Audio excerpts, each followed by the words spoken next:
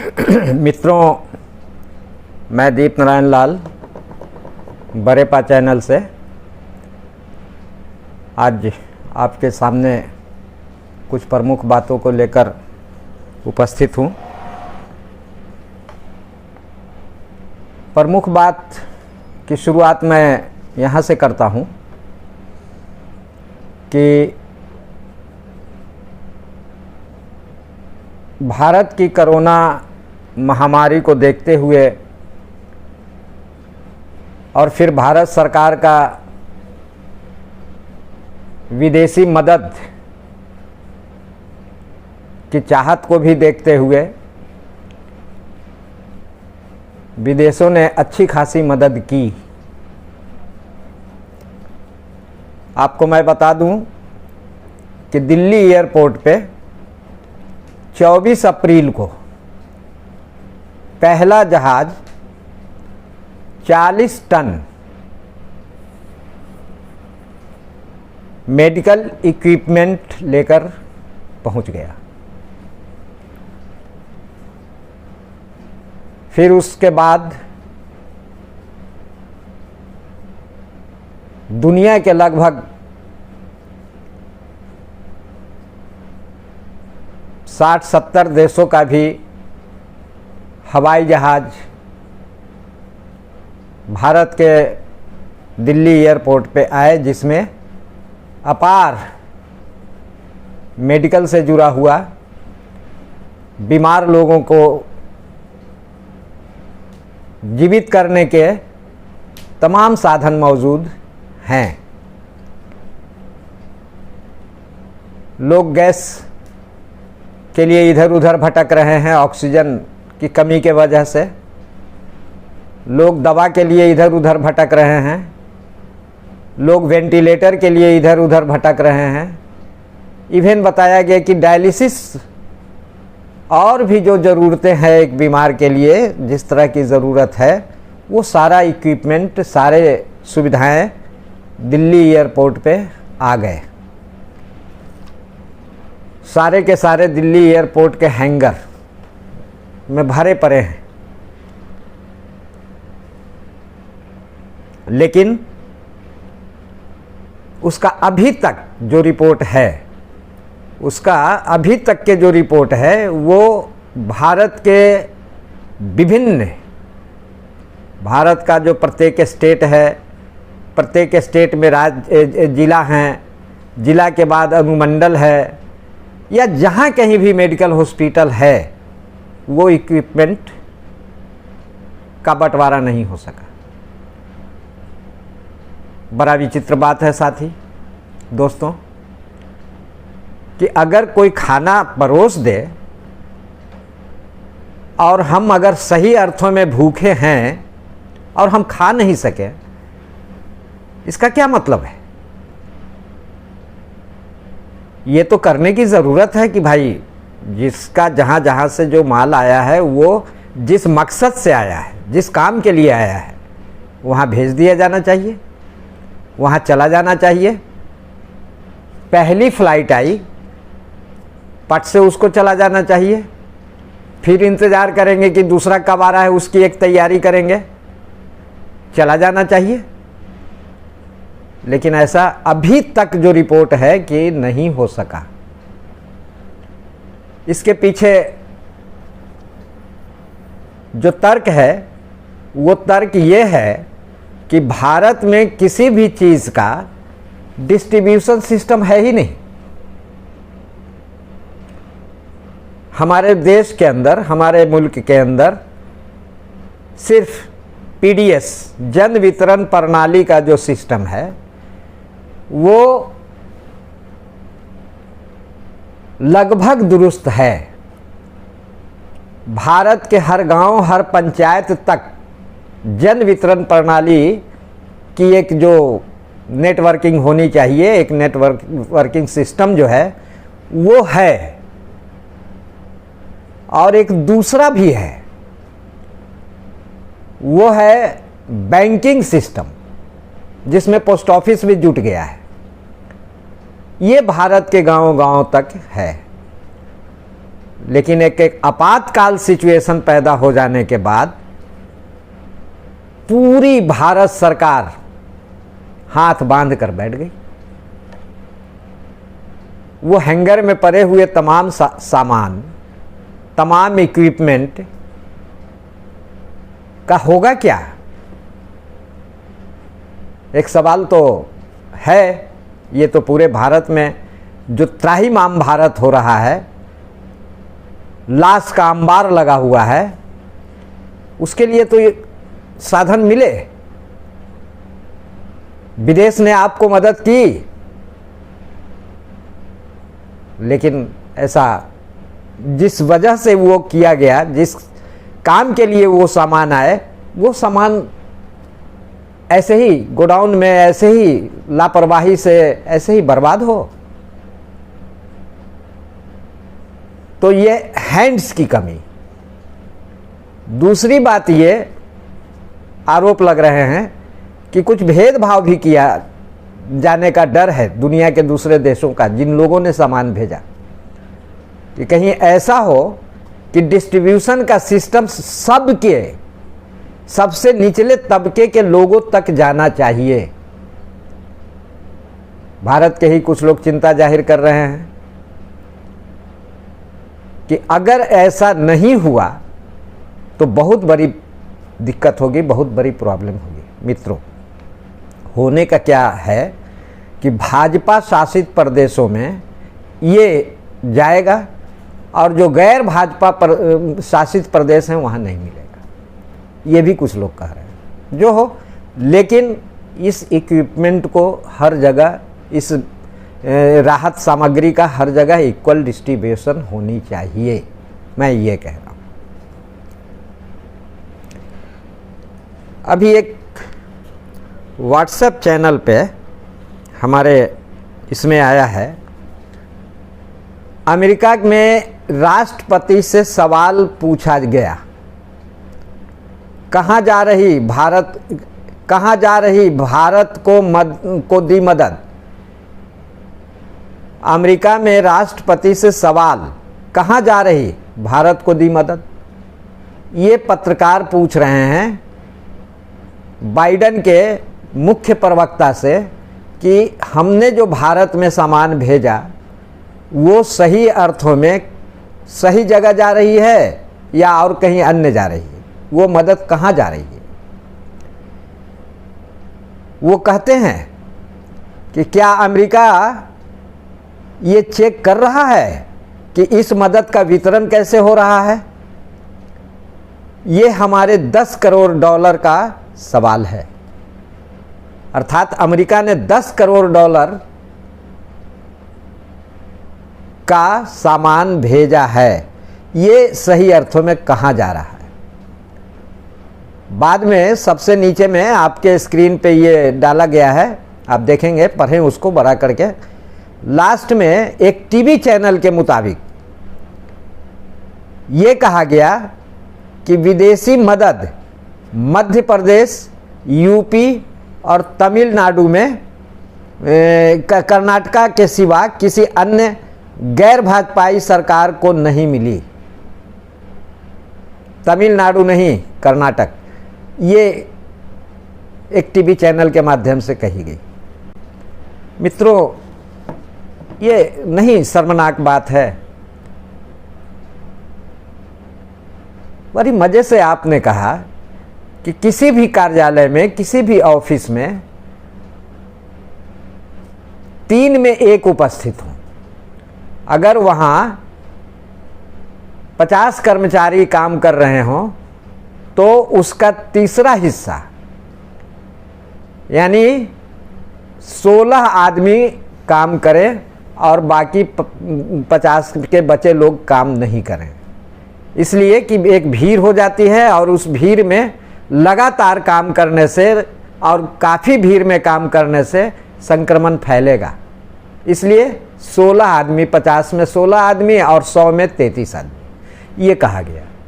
तो ये जो 33 के बाद जो 100 के बाद हैं, 100 के अंदर हैं, वो घर में है ना, पेमेंट तो लेंगे ना। तो ऐसे लोगों की एक टीम आपदा के समय तो बनानी चाहिए ना। भारत में 2 करोड़ सरकारी कर्मचारी काम करते हैं। अगर और भी जो प्राइवेट सेक्टर है उसको अगर जोड़ दिया जाए तो यह और बहुत बड़ा विशाल संख्या हो सकती है। फिर हम जो 2 करोड़ कह रहे हैं उसमें ब्यूरोक्रेसी के लोग नहीं आते हैं। लेकिन खैर, तो भाई आपने देश का नमक खाया है, उस नमक का सरसरियत देना चाहिए, चाहे ऊपर के पदाधिकारी हों या नीचे का कर्मचारी हो। भारत सरकार एक इन लोगों को लेकर के एक टीम बनाए और वो टीम बजाप्ता जो है इसमें लग जाए कि नहीं, भारत के गांवों में, भारत के प्रत्येक जिला में, प्रत्येक प्रमंडल में, प्रत्येक सूबा में हम इसको पहुंचाएं। नहीं पहुंच पा रहा है। ये शिथिलता, ये जड़ता गजीब का है भाई, कि आपके सामने बहुत सारे सामान पड़े हुए हैं और आप इसको करेंगे। दूसरी बात मैं ये कह रहा हूं कि ये मदद की आवश्यकता आपको क्यों पड़ी? दुनिया के दूसरे देशों से कटोरा, दुनिया के दूसरे देशों के सामने कटोरा फैलाने की ज़रूरत क्या है? आपने तो पिछले 3 सालों से आत्मनिर्भर की बात कर रहे थे। आत्मनिर्भर भारत, आत्मनिर्भर छात्र, आत्मनिर्भर मजदूर, आत्मनिर्भर किसान, आत्मनिर्भर टोटल बदहाल लोग, आत्मनिर्भर भारत की जनता आप तो कह रहे थे। तो किसान आत्मनिर्भर हो जाए, छात्र नौजवान आत्मनिर्भर हो जाए, बेरोजगारों को नौकरी नहीं देंगे, आप आत्मनिर्भर हो जाए। लेकिन आप सरकार हैं, आप आत्मनिर्भर नहीं हो सकते।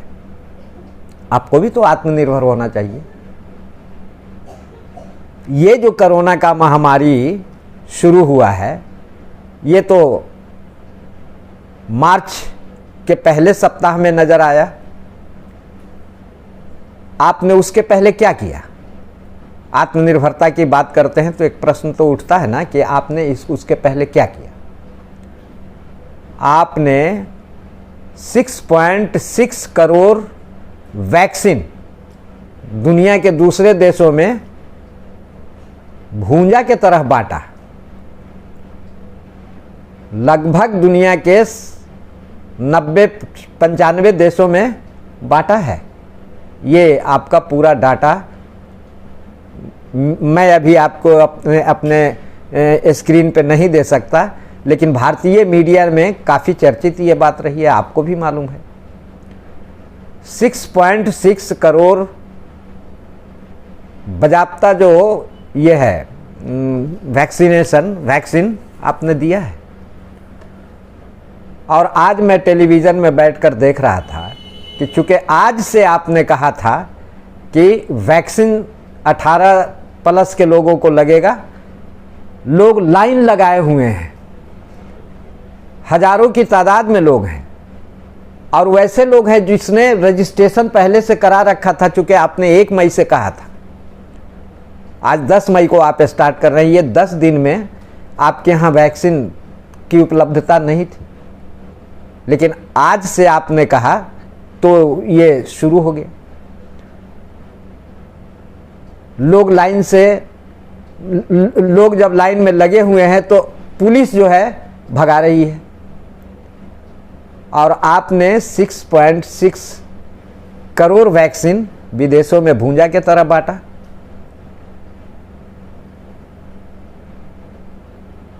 मित्र राष्ट्र का खेला कर रहे थे आप। आत्मनिर्भरता की बात करने वाले हमारे मुल्क के रहबर, थोड़ा अपने अंदर झांकिए कि ऐसा क्यों। 6.6 करोड़ मेडिसिन में, वैक्सीन में आपके भारत का 2 प्रमुख स्टेट बड़ी मजे से 100% वहाँ वैक्सीनेशन हो गई होती, जिसमें दिल्ली और महाराष्ट्र इन दोनों के पॉपुलेशन को अगर जोड़ दिया जाए तो 6.6 करोड़ से अधिक नहीं होता है। वहाँ मज़े से ये चीज़ उन लोगों को कम से कम हो जाता और वहाँ बीमारियाँ नहीं के बराबर हो जाती अगर वैक्सीनेशन की सत्यता और प्रामाणिकता अगर ये है तो। लेकिन आत्मनिर्भरता की बात करने वाले हमारे देश के रहबर प्रमुख प्राइम मिनिस्टर दुनिया के दूसरे देशों में वैक्सीनेशन बेचकर बांटकर बर्बाद किया। आत्मनिर्भरता की बात करते हैं आपके यहाँ रेमडेसिविर दवा की डुप्लीकेट बाजार में आ रही है, उस पर आपका नियंत्रण नहीं, उसके मूल्य पे नियंत्रण नहीं। गैस की किल्लत, अगर पिछले साल जब कोविड मार्च में महामारी पैदा किया था तो एक लंबा समय मिला आपको। आप इस लंबे समय में अगर आप मन से चाहते तो इतनी गैस ऑक्सीजन प्लांट बैठा दिए होते कि गैस की कभी कमी नहीं होती और दूसरे मुल्कों के सामने हाथ नहीं पसारना पड़ता। आपकी आत्मनिर्भरता भी बड़ी मज़े से लोग उसकी सराहना करते। कहाँ गया आपकी आत्मनिर्भरता?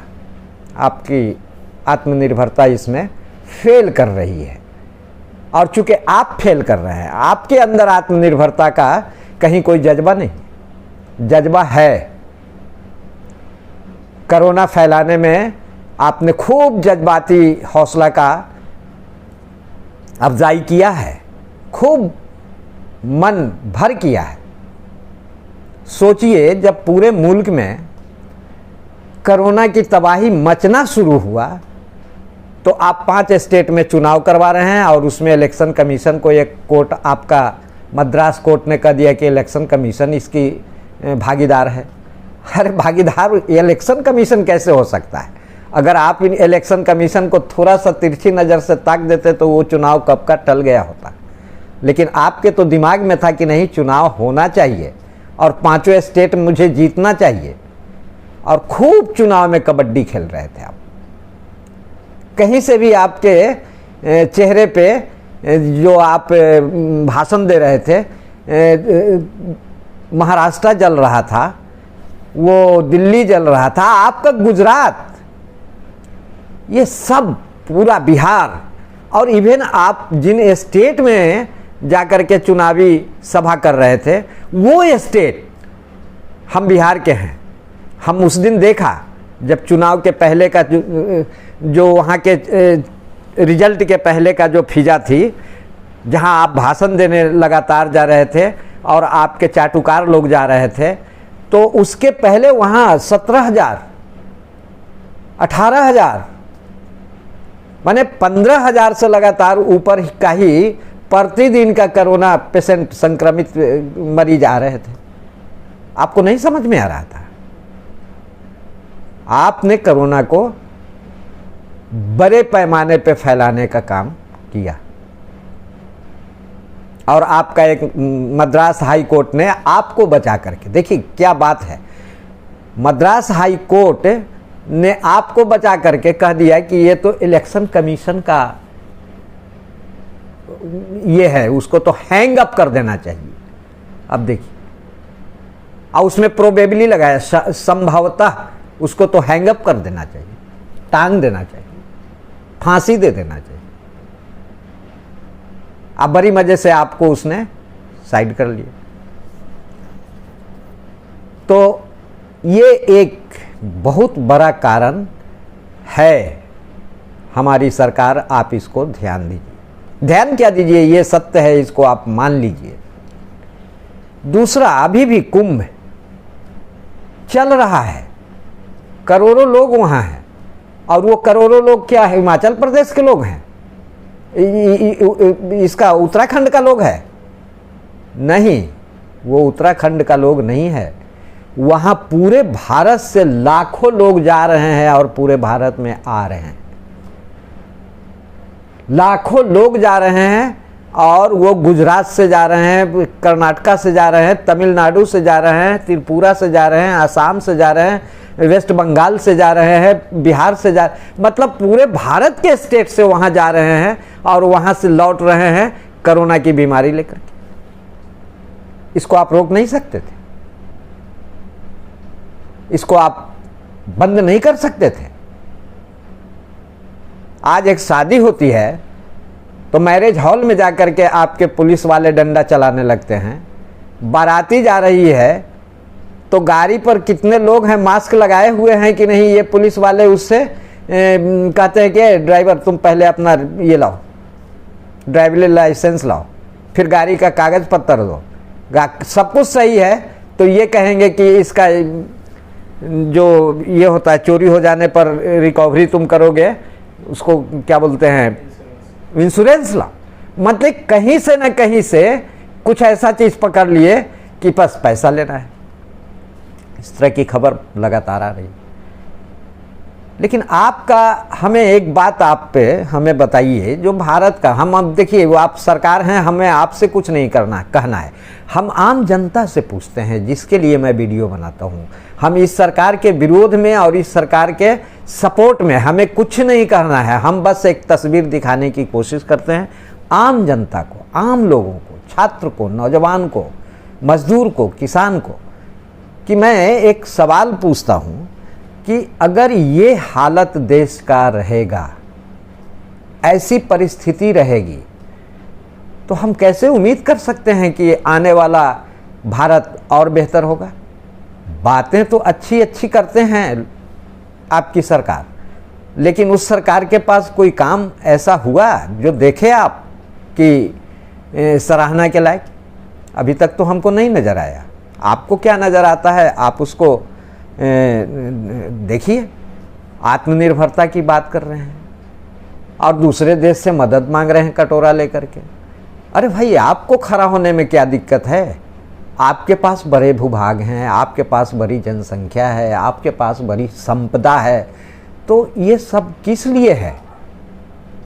आत्मनिर्भरता की बात करते हैं तो ये तो एक अच्छी शब्द है, गांधी ने भी कहा था, महात्मा गांधी का ये पहला स्लोगन था कि आत्मनिर्भर भारत बनाने की बात उस जमाने में कही थी। आप वही बात को लेकर के गांधी बनना चाह रहे हैं या और कुछ बनना चाह रहे हैं, ये आप तय कीजिए।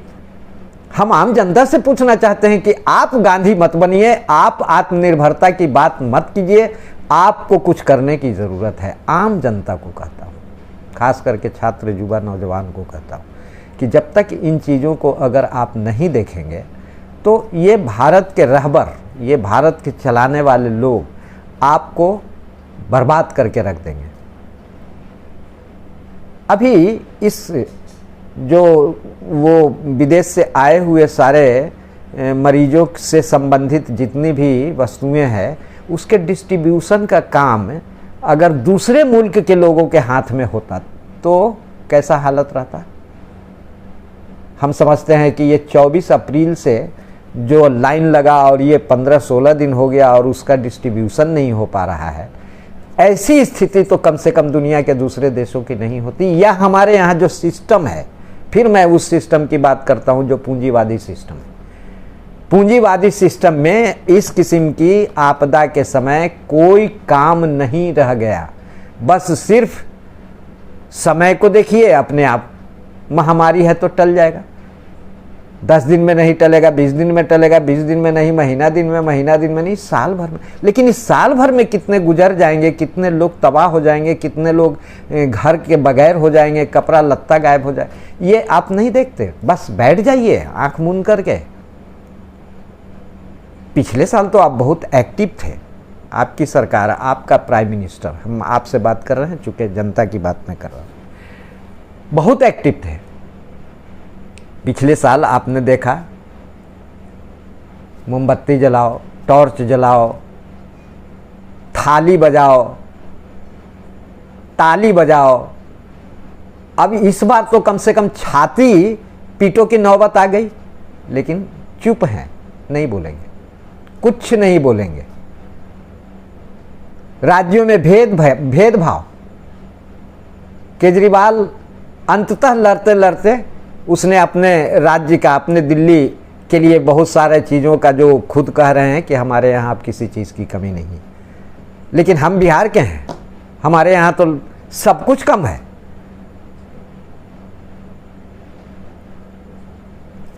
भाजपा और जेडीयू का मिलीजुली सरकार है, यहाँ तो कम से कम हर चीज़ की उपलब्धता हो जानी चाहिए थी, ये नहीं हो रही। मित्रों, मैं जो प्रमुख बात है ये मैं कहना चाहता हूँ कि दुनिया के विभिन्न मुल्कों में जब कभी भी कोई आपदा आई है तो भारत या दुनिया के दूसरे मुल्क ने जो सहयोग और सहायता मदद की है उसके डिस्ट्रीब्यूशन में कहीं कोई कमी नहीं रही। बस ऐसा लगा कि कुछ गिरा और सब लोग हाथों हाथी उठा करके उसको जहाँ ज़रूरत है वहाँ पहुँचा दिया। ये क्यों हुआ और क्यों होता है दुनिया के दूसरे देशों में?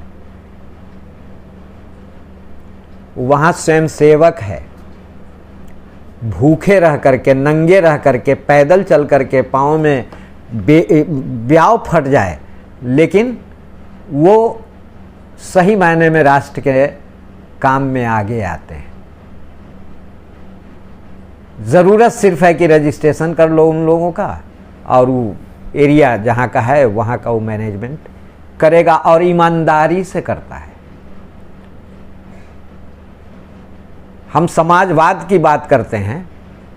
एक वीडियो में मैंने कहा था कि समाजवाद पर हम बाद में चर्चा करेंगे, लेकिन एक प्रसंग आ गया, क्यूबा, चाइना, रसा। हम नहीं कहते कि वो आज के डेट में प्रमुख रूप से समाजवादी मुल्क है, लेकिन वहाँ स्वयं सेवकों की कतार होती है। वहाँ बगैर रेगुलर पेमेंट के लोग दूसरे काम भी करते रहते हैं छोड़ करके और यहाँ लग जाते हैं अपने मुल्क के हिफाजत करने के लिए। ये हमारे देश में कोई जज्बा नहीं। यहाँ की पॉलिटिकल पार्टियाँ तमाम अपने कैडर को, तमाम अपने सदस्य को छोड़ देते हैं। जीत जाने के बाद मिलना नहीं चाहते, बात नहीं करना चाहते। लेकिन जो दूसरी सिस्टम की बात मैं कहता हूँ, समाजवाद की बात करता हूँ, या विकसित देशों में भी ऐसा मैंने देखा है कि एक्स्ट्रा स्वयंसेवक होते हैं, एक्स्ट्रा वॉलंटियर होते हैं और वो करते हैं। आपके यहाँ तो पेमेंट लेने वाले भी कुछ नहीं करते हैं।